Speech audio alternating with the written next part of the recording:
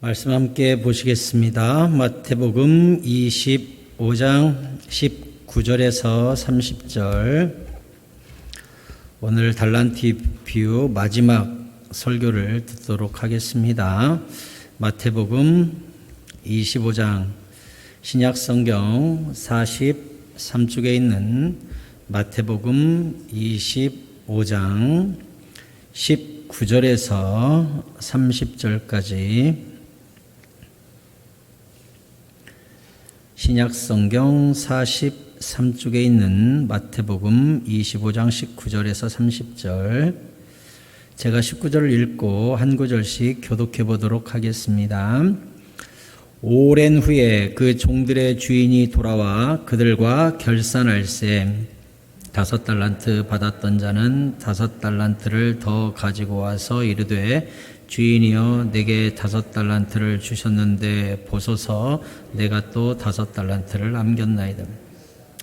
그 주인이 이르되 잘하였도다 착하고 충성된 종아 내가 적은 일에 충성하였음에 내가 많은 것을 내게 맡기리니 내 주인의 즐거움에 참여할지어다 하고 2달란트 받았던 자도 와서 이르되 주인이여 내게 2달란트를 주셨는데 보소서 내가 또 2달란트를 남겼나이다. 그 주인이 이르되 잘하였도다 착하고 충성된 종아 내가 적은 일에 충성하였음에 내가 많은 것을 내게 맡기리니 내 주인의 즐거움에 참여할지어다 하고 1달란트 받았던 자는 와서 이르되 주인이여 당신은 굳은 사람이라 심지 않은 데서 거두고 해치지 않은 데서 모으는 줄을 내가 알았으므로 두려워하여 나가서 당신의 달란트를 땅에 감추어 두었었나이다. 보소서 당신의 것을 가지셨나이다. 그 주인이 대답하여 이르되 악하고 게으른 종아 나는 심지 않은 데서 거두고 해치지 않은 데서 모으는 줄로 내가 알았느냐.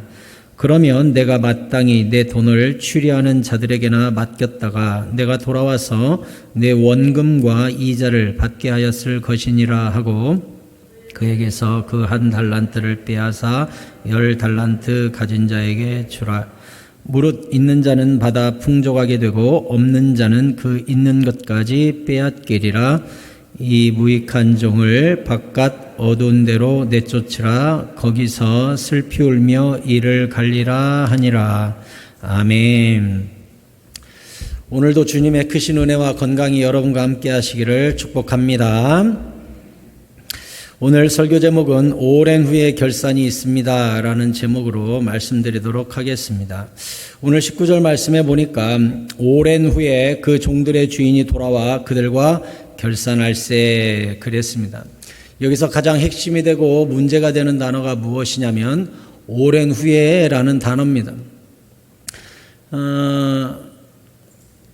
자꾸 예수님이 오신다는 것을 알지만 곧 올 것 같지만 미뤄지면 이제 무디어지죠. 네, 어제도 안 왔는데 사람이 무디어진다는 게 큰 문제예요.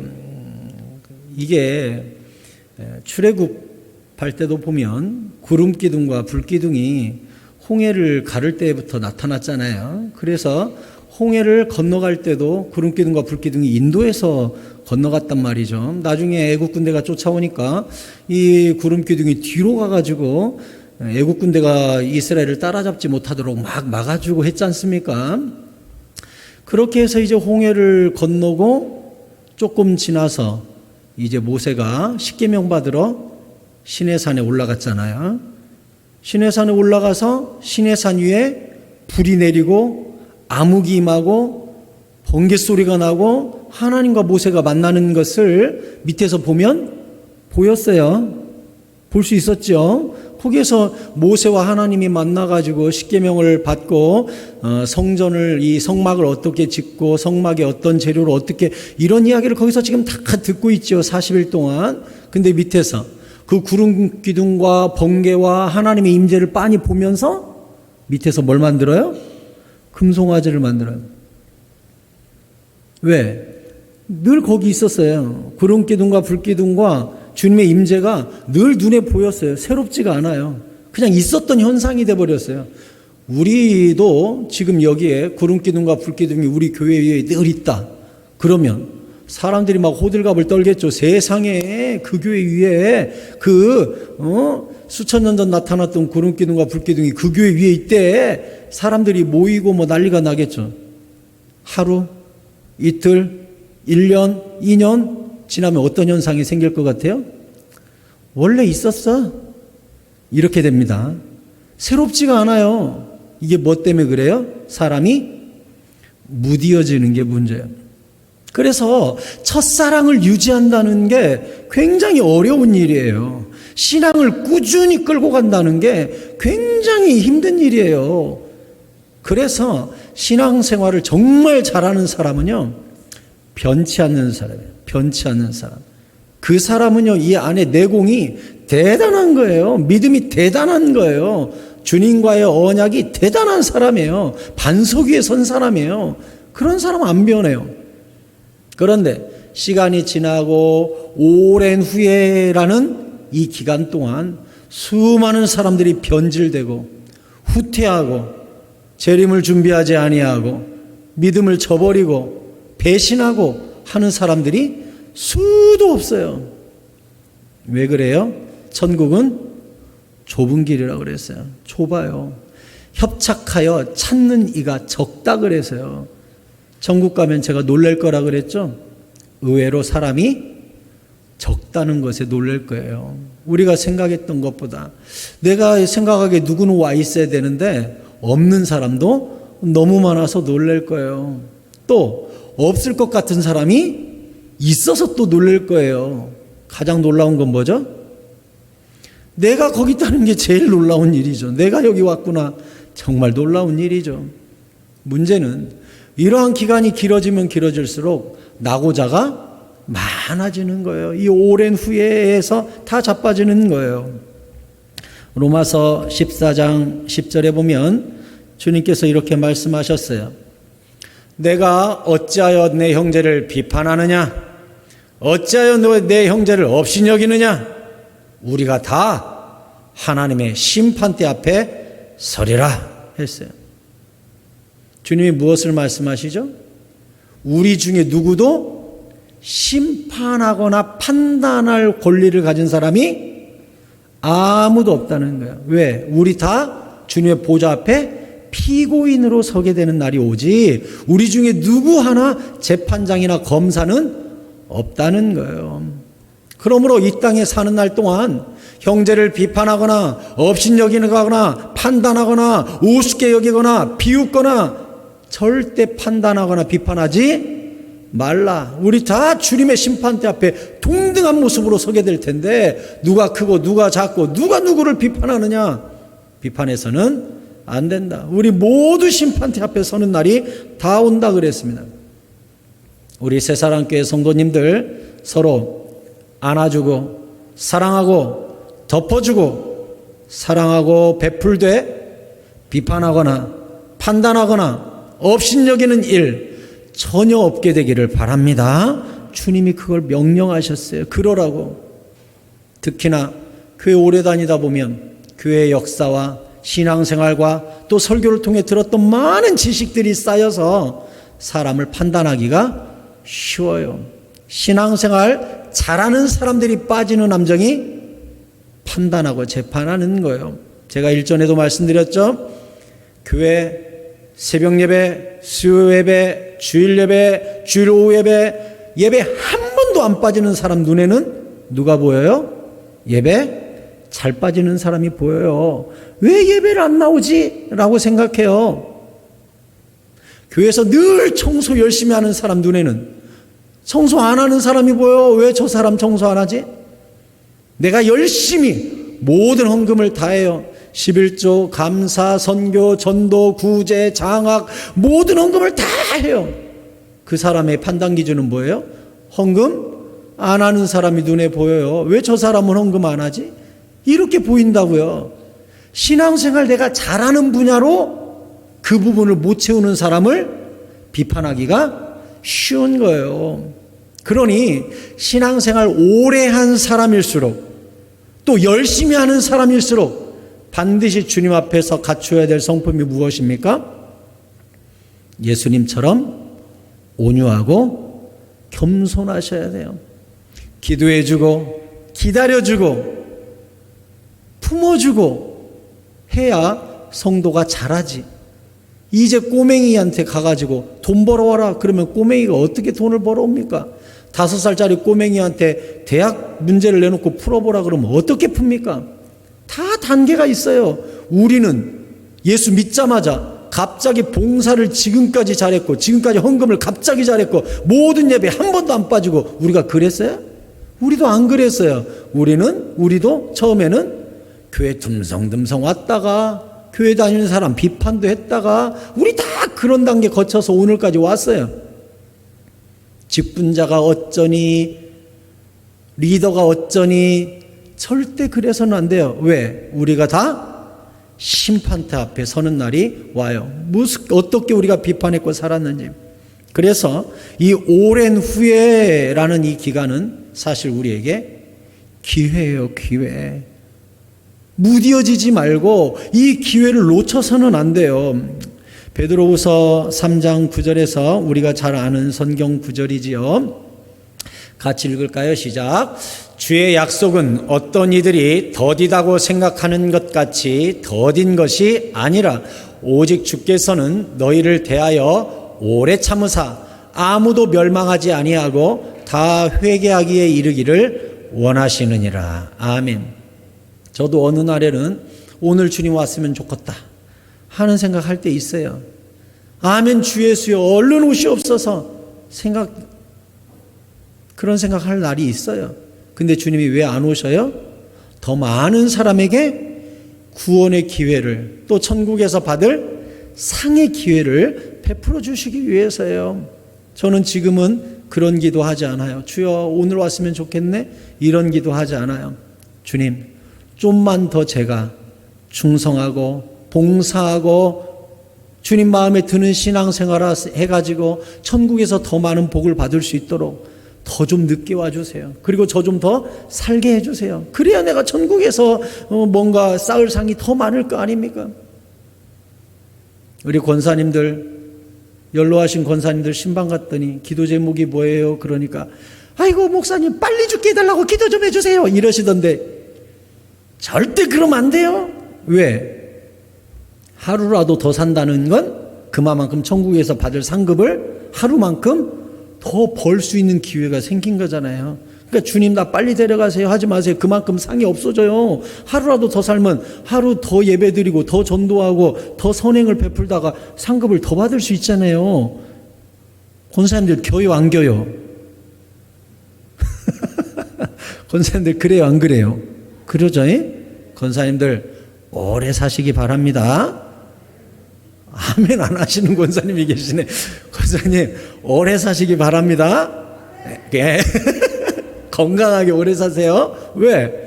하루라도 더 살면 그때 선한 일하고 한 푼도 더 헌금하고 더 전도하고 예배드려서 천국에서 받을 상이 더 하루가 많아지잖아요. 그러니까 이 기회를 놓치지 마세요. 그러니까 아침에 눈 뜰 때마다 아이고 주님께서 천국에서 받을 상을 더 받을 수 있는 기회를 하루 또 연장시켜 주셨네. 할렐루야 하면서 세월을 더 아껴가지고 그때 더 가치 있게 밀도 있게 시간을 보내야 될 거 아니겠어요?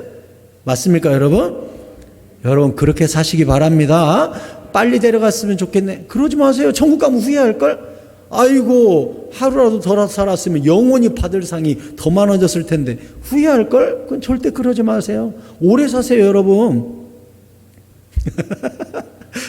새사랑 성도님들 다 100세 120세 사시기 바랍니다.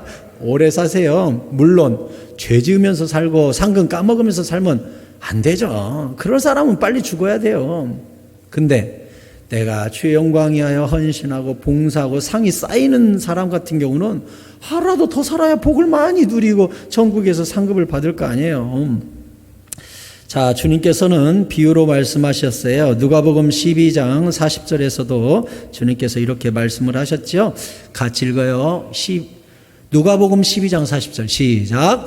그러므로 너희도 준비하고 있으라. 생각하지 않은 때에 인자가 오리라 하시니라. 아멘. 우리가 생각하지 않은 때 주님을 만날 거예요. 다 우리가 예측하고 만나는 사람 없어요. 갑자기 어느 날 주님이 우리를 찾고 부르시고 주님의 재림이 갑자기 오고 우리도 갑자기 죽게 될 거예요. 근데 그 날을 위해 우리가 어떻게 해야 된다고요? 준비하고 있어라. 준비하고 있어라. 선악간에 주님이 재판하고 판단하실 날이 오니까 괜히 준비 안 했다가 후회하지 말고 이 땅에서 사는 날 동안 준비하고 살아라. 주님께서 말씀하셨어요. 넋 놓고 있다가 아이고 벌써 저를 부르시면 어떡합니까? 그러지 말고 늘 사선에 서서 오늘 죽어도 후회 없는 그러한 삶으로 늘 준비하고 살라는 거예요. 5달란트 받은 자는 주님이 불러다가 너는 적은 일에 충성했구나. 잘하였도다 착하고 충성된 종아. 내가 너에게 많은 것을 맡기리니 주인의 즐거움에 참여하라. 이렇게 복을 주셨어요. 여러분, 그날 생각하지 않은 날 주님께서 우리를 심판하신 다음에 우리에게 무엇을 주시냐? 반드시 하나님의 즐거운 천국 잔치에 참여하도록 우리를 초대해 주신다고 그랬어요. 여러분 모두 다 천국 잔치에 들어가게 되기를 축복합니다. 그러면 그 천국 잔치에 들어가서 그 심판대 앞에서 주님이 어떻게 우리를 재판하실까요? 마태복음 16장 27절에 보면 굉장히 또 중요한 말이 나와요. 같이 읽어요. 시작. 인자가 아버지의 영광으로 그 천사들과 함께 오리니 그때에 각 사람이 행한 대로 갚으리라. 아멘. 거기에 제가 액센트를 줘서 읽었던 행한 대로, 이 말을 절대 잊지 마세요. 주님께서요 하나님의 심판대 앞에 우리를 행복하게 산 대로, 믿은 대로, 생각한 대로, 꿈꾼 대로, 아니요, 그런 거 하나도 없어요. 어떻게 갚으신다고요? 행한 대로. 행함이 없으면요 깡통 차요. 밤낮 기도만 하고 밤낮 계획만 세우고 밤낮 꿈만 꾸고 밤낮 하나님께 약속만 하고 아무것도 안 한 사람 전국에서요 깡통 차요. 아무것도 없어요. 주님은요 분명히 여기 말씀하셨어요. 이 말씀은 사도가 한 말도 아니에요. 예수님이 하신 말씀이에요. 예수님께서 분명히 말씀하셨어요. 예수님은 심판주 되십니다. 다시 마태복음 16장 보여주세요. 이거 이 말씀 예수님이 하신 말씀이에요. 인자가 아버지의 영광으로 그 천사들과 함께 오셔요. 여기서 말하는 인자는 예수님이세요. 예수님이 천사들과 함께 와가지고 예수님이 재판을 해요. 각 사람의 뭐한 대로, 행한 대로 낱낱이 갚으세요. 행한 대로. 행함이 없는 믿음은요 깡통이에요. 아무것도 못 받아요. 여러분, 행함이 있는 믿음으로 칭찬 듣는 주의 자녀들이 되시기 바랍니다. 주님은 행한 대로 판단하셔요. 또 고린도전서 3장 8절에서도 이렇게 고린도후서 5장 10절, 고린도후서 5장 10절을 보십시다. 여기도 써 있어요. 이는 우리가 다 반드시 그리스도의 심판대 앞에, 그러니까 심판주가 누구라고요? 그리스도 예수님의 심판대 앞에 우리 모두 다 나타나게 되는데 각각 선악간에 그 몸으로 행한 것을 따라 받으려 함이라 했어요. 하나님이 어떻게 심판하신다고요? 예수님이 그 몸으로 행한 만큼 받는데요. 여러분, 생각만 하고 꿈만 꾸고 비전만 갖고 있다가 죽는 사람 아니에요. 성경에 써 있어요. 어떻게 써 있다고요? 그 몸으로 행한 대로, 행한 것을 따라 예수님이 반드시 갚아 주신다. 이렇게 약속하셨어요. 고린도전서 3장 8절 같이 읽어요. 시작. 심는 이와 물 주는 이는 한 가지이나 각각 자기가 일한 대로 자기의 상을 받으리라. 아멘. 아까는 행한 대로, 여기서는 일한 대로. 같은 말이에요. 일한 것만큼 주셔요. 그 이상 절대 없어요. 그 이하 없어요. 왜? 주님은 정확히 심은 만큼, 행한 만큼만 주시니까요. 갈라디아서 6장 7절이지요. 역시 같이 읽읍시다. 시작. 스스로 속이지 말라. 하나님은 업신여김을 받지 아니하시나니 사람이 무엇으로 심든지 그대로 거두리라. 이 땅에서 게으름을 심고 비판하고 악담하고 사랑하지 않고 미워한 걸 심었어요. 천국에서 그대로 거둬요. 내가 여기서 전도하고 사랑하고 희생하고 섬기고 봉사했어요. 그대로 거둬요. 제가 존경하는 목사님 중에 한 분은 그렇게 하나님께 늘 기도한대요. 주님, 저는 순교하고 싶습니다. 제가 혹시라도 나중에 주님을 부인하거나 주님의 영광을 가리우거나 죄악으로 인하여 천국 상급을 내가 다 까먹게 생겼거든. 가장 천국에서 많이 상급을 받을 수 있는 그날 나를 죽여주시옵소서. 이렇게 기도하시는 목사님이 계세요. 내가 천국에서 받을 상을 까먹기 전에 가장 많이 상급받을 수 있는 그 단계에 올랐을 때 그때 나를 죽여주시옵소서. 나는 천국 상급 까먹기 싫습니다. 가장 많이 상급받을 수 있는 그날 나를 데려가 주시옵소서. 이렇게 날마다 기도하신대요. 그래서 그런지 지금 80세가 다 됐는데도 얼마나 하나님이 힘있게 사용하시는지 몰라요. 저도 그런 기도가 할 때가 있어요. 주여, 나도 죄악으로 인하여 실수로 인하여 게으름으로 인하여 혹 주님의 영광을 가리거나 내 상급을 까먹는 일이 생기지 않도록 가장 많이 상급받을 수 있는 그날 나를 거두어 주시옵소서. 그게 천국 가보면 사실 큰 복 아니겠습니까? 그렇잖아요. 뭐하러 영원한 상급을 까먹으면서 이 땅에서 쓸모없는 인생을 낭비하면서 살겠어요? 그럴 필요 없어요.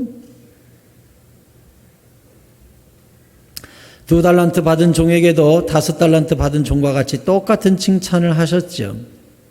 1달란트 받은 자만 혼나게 되었습니다. 여러분, 아까도 말씀드렸듯이 우리는 누구는 1달란트를 받고 누구는 2달란트를 받고 누구는 5달란트 받고 누구는 50달란트, 모두 다 능력과 재능과 주님이 허락하신 삶의 충성의 영역들이 다 달라요. 다 달라. 그러니 내가 가진 것을 가지고 적은 자를 비판하거나 왜 못하나, 왜 못 따라오나, 왜 하고 내 기준에 잡아가지고 내가 잘하는 그것으로 없는 사람들을 비판하는 것은 매우 옳지 못해요. 그래서 주님이 절대 비판하거나 판단하지 말라 했습니다. 그러면 우리가 비교해야 되는 대상은 누구일까요? 우리가 비교해야 될 것은 무엇일까요? 여러분 잊지 마십시오. 나의 경쟁 상대는 어제의 나입니다. 여러분, 어제의 나와 경쟁하시기 바랍니다.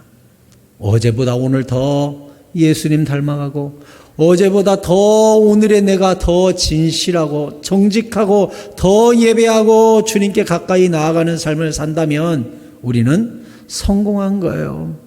왜 남을 비판합니까? 어제의 나와 오늘의 나를 비교하세요. 그리고 어제의 나보다 내가 오늘 더욱더 성장했다면 감사할 일이요. 그렇지 못하다면 발버둥쳐 도전해야 될 거 아닙니까? 누구를 비판합니까? 어제의 나만 생각하세요. 이 1달란트를 받은 자는 빼앗깁니다. 빼앗아서 그 10달란트 가진 자에게 줘버려라 했어요. 불충하면요 빼앗기지요. 계시록 2장 5절에서 뭐라고 말씀하셨습니까? 역시 같이 읽읍시다. 그러므로 어디서 떨어졌는지를 생각하고 회개하여 처음 행위를 가지라. 만일 그리하지 아니하고 회개하지 아니하면 내가 내게 가서 내 촛대를 그 자리에서 옮기리라 했어요. 여러분, 내가 안 하면요 하나님은요 대신할 사람을 준비하세요. 빼앗기지 마세요. 그러므로 목에 힘줄 것도 아니에요. 이가 없으면 잇몸으로 산다고 내가 하지 않으면 누군가를 하나님이 대신시킨다고요. 오히려 불충하면 촛대를 옮겨버리신다고요. 그러니 적은 것이든 많은 것이든 주신 하나님이 나를 믿어주신 것에 대해서 감사하고 최선을 다해 충성해서 주인을 기쁘시게 해드리는 거죠. 내가 그렇게 하면서 의무감에 아이고 주인은 왜 이런 걸 맡겨갖고 힘들어 죽겠네. 아니죠. 고스란히 행한 대로 상이 되잖아요. 그러니까 내가 충성하는 것은 의무가 아니라 뭐다? 특권이에요. 특권. 할렐루야. 특권이에요. 내가 맡은 직분, 권사, 집사, 장로, 목사, 팀장, 부장, 회장, 교사, 식당, 전도, 선교, 많은 파트가 교회에 있잖아요. 그런 것들은 고스란히 다 나에게 뭐다? 특권이요? 기회요, 기회. 그거 잘했다고 하나님이 다 상을 주실 날이 오는 거예요. 게으른 자의 특징은 무엇입니까? 기다리다가 시대만 탁타고 아무것도 시도하지 아니하고 아무 결과물도 가져다 드리지 못했어요. 고린도전서 4장 2절은 우리에게 이렇게 말합니다. 우리는 크든 작든 무엇인가 맡았지요? 같이 읽어요. 시작. 그리고 맡은 자들에게 구할 것은 충성이니라. 충성. 일전에도 제가 여러분께 그런 말씀 드렸죠. 최선과 충성은 어떻게 다릅니까? 최선과 충성. 우리는 하나님 앞에 그런 말 할 수 있죠. 하나님, 저 최선을 다했다니까요. 목사님, 저 최선을 다했다니까요. 최선과 충성이 같은 말일까요? 그렇지 않아요. 최선에 플러스 눈물이 들어가야 그게 충성이 되는 거예요. 최선에 나의 희생이 들어가고 눈물이 들어가고 아픔이 들어가고 나의 내려놓음이 들어가고 나의 십자가를 지는 고통이 스며들 때에 비로소 거기에다가 충성이라는 단어를 붙이는 것이에요. 사랑하는 성도 여러분, 하나님의 나라는 우리의 눈물과 희생과 땀과 낙타 무릎을 통해 확장되는 나라인 줄로 믿습니다. 최선을 다했네라는 것으로 자신을 위로하지 마십시오. 나의 일에 나의 희생과 눈물이 섞여 있는지를 보십시오. 그게 예수님이 말씀하신 십자가를 지고 나를 따를 것이니라 라는 말의 특징이에요. 그것의 의미가 그것이에요. 충성은 아무 사람에게 붙이는 단어가 아니에요. 최선을 다하되 눈물로 최선을 다한 사람, 십자가를 지고 어깨가 짓무른 그 사람, 눈물로 인해서 얼굴이 얼룩진 그 사람, 참고 참아서 이가 닳아진 그 사람, 그 사람에게 충성이라는 단어를 붙이는 거예요. 생각한 대로 성질대로 살면 쉽지요. 하지만 주님은 그렇게 우리를 부르지 않았어요. 참고, 예수님께 이 구약 성경에서도 말씀했죠. 눈물로 씨를 뿌리는 자는 기쁨으로 곡식단을 안고 돌아오리라 그랬어요. 씨를 뿌릴 때 울어야 돼요. 충성에는 눈물이 섞여 있는 거예요. 그래야 웃으면서 곡식단을 품을 수가 있는 거예요. 눈물 없는 충성이 어디 있어요? 희생 없는 최선이 어디 있어요? 우리가 심판대를 두려워해야 되는 것은 어떤 이유이냐? 저는 이런 생각을 해봐요. 예수님께서 새사랑교회 다녔던 사람 여기 다 모여. 니네들은 다 100점. 그러면 얼마나 좋을까요? 좋은 교회만 다니면 100점인데. 유승복 목사한테 순종자라고 말씀 배웠던 사람들 다 모여봐. 목사님하고 똑같이 100점 해버리면 얼마나 좋을까요? 근데요, 정말 주님이 철저하고 그날이 두려운 이유는 로마서 14장 12절에 그날을 이렇게 표현했습니다. 같이 읽겠습니다. 시작. 이러므로 우리 각 사람이 자기 일을 하나님께 직구하리라. 여러분, 심판대가 왜 무서운 줄 알아요? 하나님의 심판대 앞에 우리를 1대1로 세우셔요. 신앙은 1대1이에요. 근데 하나님 앞에, 예수님 앞에 1대1로 섰을 때 우리 입이 오토매틱으로 열려가지고 내가 했던 모든 일을 내 입 스스로 입이 열려가지고 다 고백하게 된대요. 그날 제가 몇 월 며칠 날 무슨 죄를 지었고, 내가 몇 월 며칠 날 누구를 미워했고, 내가 몇 월 며칠 날 뭘 훔쳤고, 이것을 행한 일을 낱낱이 일기를 쓰는 날이 온대요. 나는 잊어먹은 것 같은데 기억되고 있는 모든 기억세포가 그걸 다 떠올려가지고 입에서 따다다다다다다 다시 성경 구절 보여주세요. 왜 들어갔어? 거기 뭐라고 돼 있어요? 거기 직고하리라, 직고하리라. 다이렉트로다가 낱낱이 토하는 날이 온대요. 주님 앞에. 여러분, 생각도 조심하세요. 예수님이 뭐라 그랬어요? 형제를 미워하는 것도 살인이다. 음욕을 품었어도 간음이다. 그러니까 그날 직고할 때 생각한 것까지 직고해요. 무섭죠? 얼마나 두려운 날이에요. 이 땅에서 그거 준비하지 않으면 미련한 자예요. 오늘 설교가 얼마나 중요한 설교인지 알겠어요? 여러분의 영혼이라는 시간을 제가 지금 티칭해 주는 거예요. 영혼이라는 시간 동안 내가 어떤 상을 받고 살 수 있는지 제가 지금 길을 가르쳐 드린 거예요. 할렐루야. 얼마나 두려워요. 내가 어떤 생각을 했고, 어떤 말을 했고, 무슨 행동을 했는지 직고 하는 날이 온대. 직고. 그래서 히브리서 4장 13절에서 이렇게 말씀하셨어요. 같이 읽어요. 시작. 지으신 것이 하나도 그 앞에 나타나지 않음이 없고 우리의 결산을 받으실 이의 눈앞에 만물이 벌거벗은 것 같이 드러나느니라. 아멘. 주님의 심판대 앞에 섰을 때요, 모든 사람이요 꽤 홀딱 벗고 생각부터 행동이며 모든 것 같이 벌거벗은 것 같이 다 직고하는 날이 온다는 거예요. 여러분, 1분 1초가 얼마나 두려워요. 허튼 생각해도 상급이 없어지고 좋은 생각하면 상급이 쌓이는데 생각도 우리가 컨트롤하고 말 하나도 컨트롤해야 되잖아요. 시편 기자의 말대로 주여 거룩한 영으로 나를 새롭게 하사 내 입술 앞에, 내 입 앞에 파수꾼을 세워 주시옵소서. 왜요? 무슨 말을 하든지 심판을 받으니까. 마태복음 12장 36절에 이 말씀도 역시 예수님이 하신 말이에요. 예수님, 장차 심판하실 그 심판주 예수님이 하신 말이에요. 그 예수님이 어떻게 심판하실지 말씀하셨어요.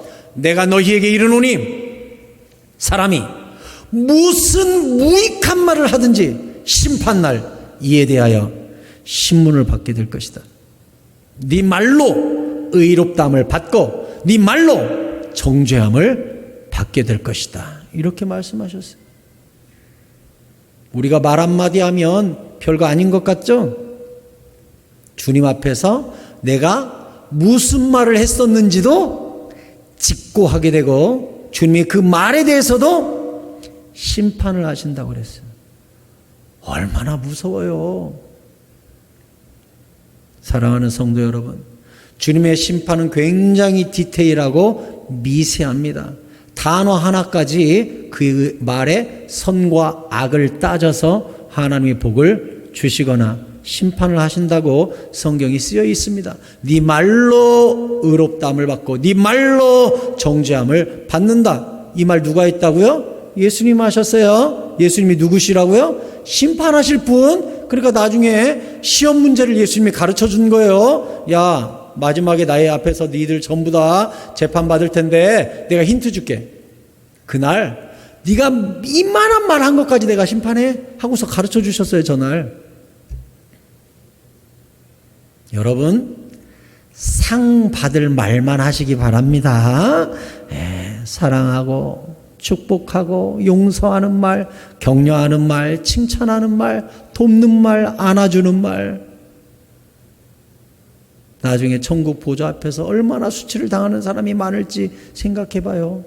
더러운 말 했던 거, 음란한 말 했던 거, 비판했던 거 다 직고하게 되고 주님이 점수 다 매겨가지고 상급 깎을 사람은 팍 깎아버리고 이럴 텐데 말 한마디조차도 기회라는 것이죠. 기회.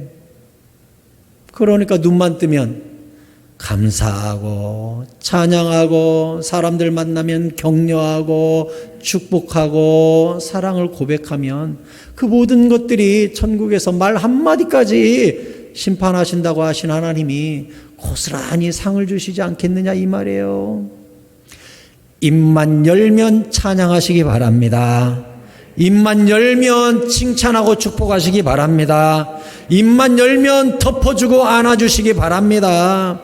우리 모두 다 이 말 한마디에 대해서도 주님 앞에서 심판받을 날이 온다는 거예요. 말씀을 정리할까 합니다. 이 땅에서 우리가 어떻게 살아야 될까요? 데살로니가전서 2장 19절에 사도 바울이 또 힌트를 줬네요. 중요한 말이죠. 우리의 소망이나 기쁨이나 자랑의 면류관이 무엇이냐? 하나님 앞에 내가 소망, 하나님 앞에 기쁨, 나중에 하나님 앞에 받을 면류관, 이게 뭘까요? 그가 강림하실 때 우리 주 예수 앞에 너희들이 아니냐. 사도 바울이요, 하나님 심판대 앞에 서면 데살로니가 성도들의 이름이 적혀있는 면류관을 사도 바울 머리에 덥석 씌우면서 네가 이 많은 성도를 선교했네? 길러냈네? 이렇게 하고 면류관이 된다는 거예요. 내가 말씀을 잘 가르친 데살로니가 성도들이 고스란히 사도 바울의 면류관이 된다는 거예요. 저는요, 우리 새사랑 성도님들요, 겁나게 사랑합니다. 왠 줄 알아요? 여러분이 고스란히 제 면류관이에요. 여러분이 신앙생활 잘하잖아요. 고스란히 제 축복이에요. 승보가 네가 말씀 잘 전해가지고 아무개 성도님이, 아무개 집사님이, 아무개 장로님이 이렇게 성장하고 이렇게 복을 받았네. 승보가 너 때문이다 복 받아라, 너 때문이다 면류관 받으라고 주신다는 거예요. 그러니 제가 새벽마다 여러분을 위해 기도하고 여러분이 잘 되면 좋고, 얼마나, 왜? 여러분과 저는요 뗄래야 뗄 수가 없는 면류관 관계. 그러면 여러분은요, 저를 위해 기도하고 형제를 위해 기도하고, 또 여러분이 교사라면 아이들이 고스란히 면류관이고, 제가 또 여러분 때문에 행복하게 목회를 하면 제가 여러분의 면류관이 되는 것이고, 여러분이 남편을 열심히 사랑하면 남편이 여러분의 면류관이 되는 것이고, 아내를 많이 사랑하고 섬겨주면 그게 또 면류관이 되는 것이고. 그러니까 크리스찬은요 모든 관계가 죄다. 뭐다? 면류관인 거예요. 할렐루야. 그러니 어떤 사람을 소홀히 하겠어요? 고스란히 다 면류관인데, 옆에 있는 사람이 내가 좀만 잘해주면 다 옆에 있는 사람인데 상급이 될 이름인데 소홀히 할 사람이 누가 있냐고요. 우리 마스크 해가지고 제가 그동안 계속 이놈의 코로나 때문에 인사도 안 했구만. 옆 사람하고 한번 인사하세요. 당신은 저의 상급입니다. 좀 시게 하셔요. 당신은 저의 면류관입니다. 아멘. 옆에 있는 그 사람이 여러분이 다 면류관이라니까. 내가 사랑한 것만큼 면류관, 내가 용서한 것만큼 면류관, 내가 칭찬해 준 것만큼 면류관. 사도 바울이 얘기했잖아요. 내가 하나님 앞에 면류관이 무엇이냐? 너희들이다 했잖아요. 여러분도 마찬가지예요. 자녀가 면류관이 되기를 바랍니다. 남편과 아내가 면류관이 되기를 바랍니다. 우리 교회 안에서의 모든 성도들 간의 관계가 여러분의 면류관이 되기를 바랍니다. 그렇게 사는 거예요. 이 땅에서 일순간도 상 아닌 게 없는 거예요. 생각, 말, 관계 모든 게 죄다 그냥 나의 면류관인 거예요. 그래서 전도서 11장 9절에서 이렇게 솔로몬은 당부를 합니다. 청년이여 내 어린 때를 즐거워하며 내 청년의 날들을 마음에 기뻐하여 마음에 원하는 길들과 내 눈에 보는 대로 행하라. 그러나 하나님이 이 모든 일로 말미암아 너를 심판하실 줄 알라 했어요. 청년아, 네가 마음대로 사는 거 좋다. 마음에 기뻐하는 대로 사는 거 좋다. 네가 원하는 거 막 살아도 좋다. 네 눈에 보는 대로 그냥 막 살아도 된다. 하지만 네 맘대로 살 때마다 잊지 말아야 될 게 있다. 네가 어떻게 살았는지 모든 일에 대하여 심판하실 날이 온다. 이렇게 얘기했어요. 어떤 것은 심판하고 어떤 것은 심판 안 하고가 아니라 성경에 분명히 써 있죠. 모든 일에 대해서 모든 것을 심판하실 날이 온다는 거예요. 계시록 2장 26절을 읽고 마칠까요? 주님께서 우리를 어떻게 칭찬하십니까? 시작! 이기는 자와 끝까지 내 일을 지키는 그에게 만국을 다스리는 권세를 주리니 아멘. 아멘. 여기서 말하는 끝까지 내 일을 지키는 그 사람, 이걸 오늘 제가 계속 강조했던 단어, 그 한 단어로 표현하자면 충성한 사람, 끝까지 변하지 않은 사람, 최선의 나의 눈물을 집어넣은 사람, 내 성질대로 안 살고 주님의 성품대로 산 그 사람, 그 사람에게는 만국을 다스리는 권세를 영원토록 주시겠다고 약속하셨어요. 사랑하는 새사랑 성도 여러분, 교회 다니는 것이 고스란히 상급이 되고, 가정생활하는 것이 고스란히 상급이 되고, 사회생활하는 것도 고스란히 상급이 되고, 우리의 생각과 입에서 나오는 단어 한 조각조차 고스란히 상급이 되는 지혜롭고 충성스러운 주님의 자녀들 다 되시기를 예수 그리스도의 이름으로 축원드립니다.